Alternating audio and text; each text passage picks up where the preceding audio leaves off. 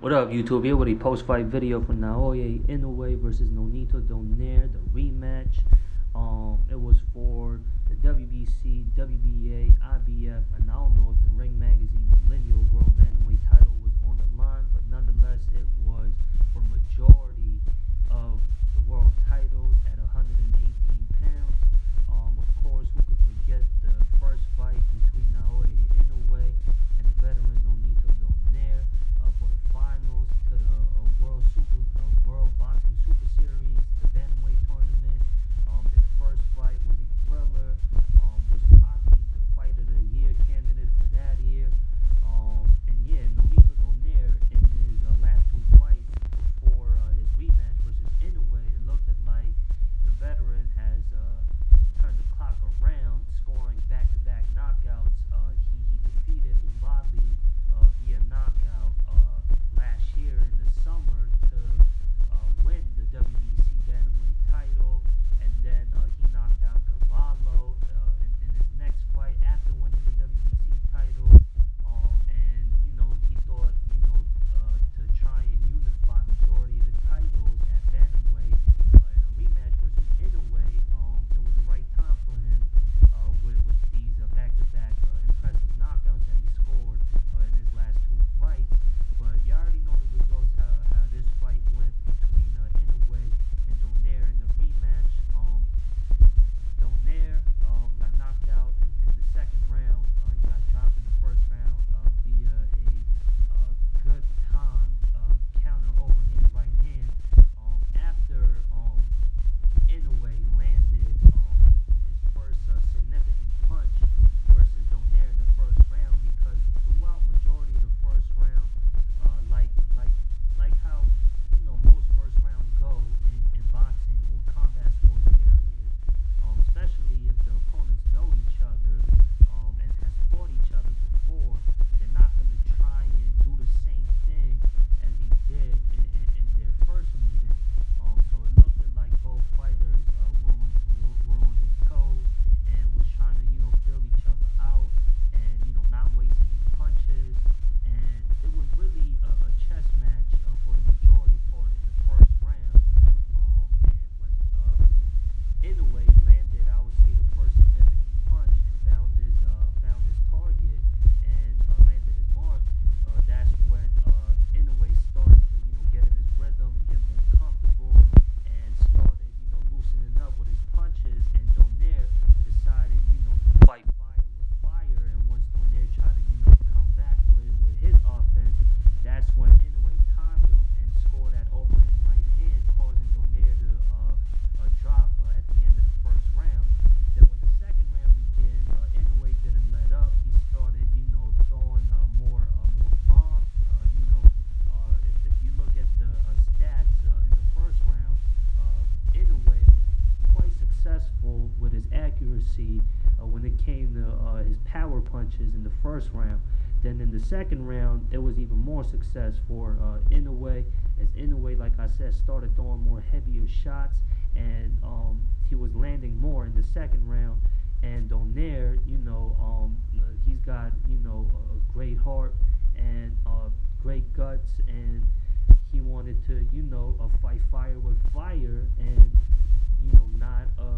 not back down, I guess, even though it looked like those punches from Inoue, definitely the power punches from Inoue he was feeling, and he decided to fight fire with fire. But the accuracy of Inoue shots and the heavy hands of Inoue looked like it was too much for the 39-year-old veteran, former world champion Nonito Donair.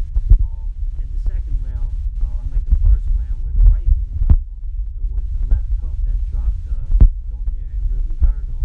And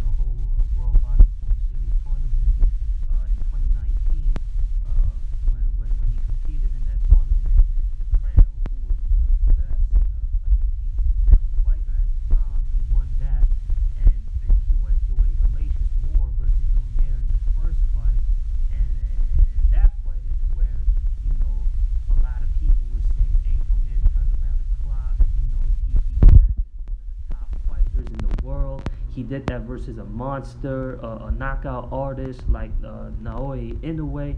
And then he comes back and wins the WBC title, scoring back-to-back knockouts. I mean, this fight was, very much requested from the boxing world. Of course, people want to see Joel Casamero, who's the WBO bantamweight champion. I don't know when the last time he fought. I think he had to back out of his fight in Dubai. I think like a few months back. I don't know what the reason was, but he had to pull out because he was supposed to headline the card in Dubai, but he pulled out of that fight for some reason. And then I think he was supposed to fight in December of last year. I don't know if he had fought in that, but yeah.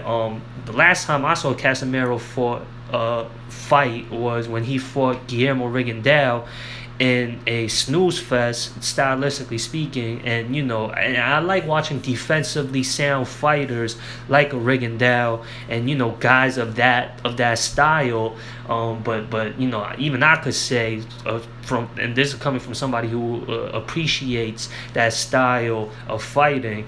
That was a snooze fest. I think it was like historically the most or the least punches throwing in a fight, in a championship fight ever from what I heard. Correct me if I'm wrong, but yeah.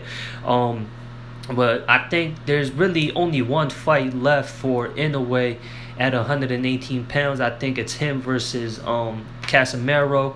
Like I said, all these undisputed title fights are happening, and he holds majority of the titles. Inoue does at that division, including the lineal title. He only has one title to try and add to his list to become undisputed, to truly say he is, without a shadow of a doubt, the best at bantamweight. He needs that fight with Casamero, and it's, stylistically speaking, I've been saying this, it's going to be a tough fight. Casamero is younger, more stronger than a older Nonito Donair, and I wanted to see that fight with Donair and Casamero. They were supposed to fight last summer, but due to drug testing policy issues, they couldn't come to a agreement to make that fight happen. That would have been a unification title fight, and stylistically speaking, it would have been a exciting, entertaining fight between the two. But unfortunately, they couldn't come to terms to make that fight happen. Hence why Donair went all the way back to Japan to fight the hometown boy, Naoya Inoue.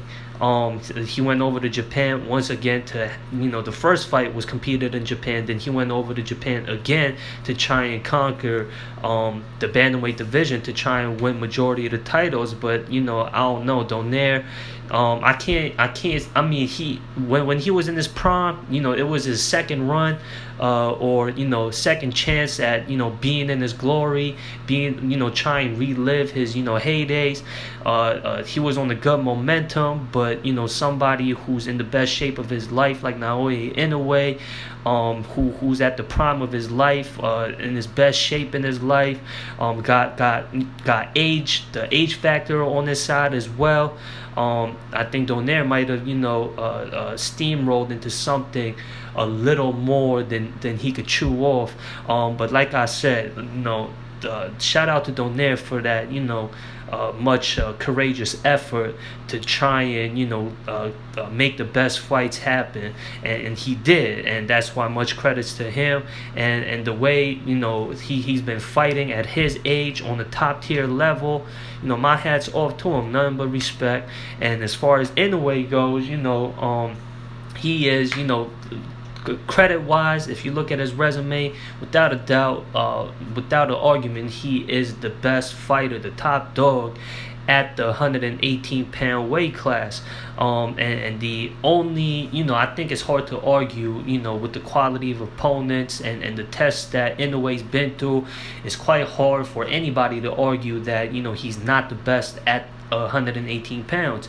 I think, like I said, the only fight that is necessary for him is that undisputed title fight with him and Casamero. I think I've been saying this since this fight has been up for discussion. Casamero, stylistically speaking, could cause Inoue a lot of trouble. So I think personally that's like a 50-50 fight, and I want to see that fight, and I think that's the only necessary fight left for him at 118 pounds.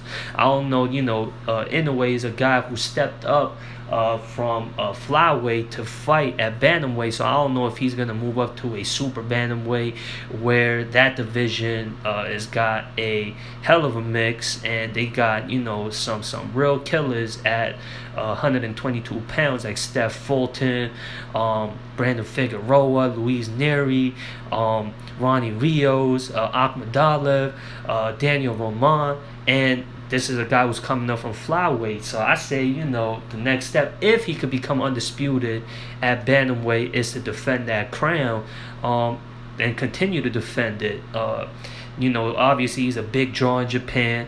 He's an international sensation. I don't know if he's at a superstar level yet, at least in the Western Hemisphere, but he definitely is that in his hometown in Japan, and he's their best fighter, and he's got that home country support over there. So it's not like he really has to go to America to make a name. Ring Magazine already got him at #1 in the pound for pound rankings. Now, pound for pound rankings, it all depends on who you speak to. A lot of people might disagree with it.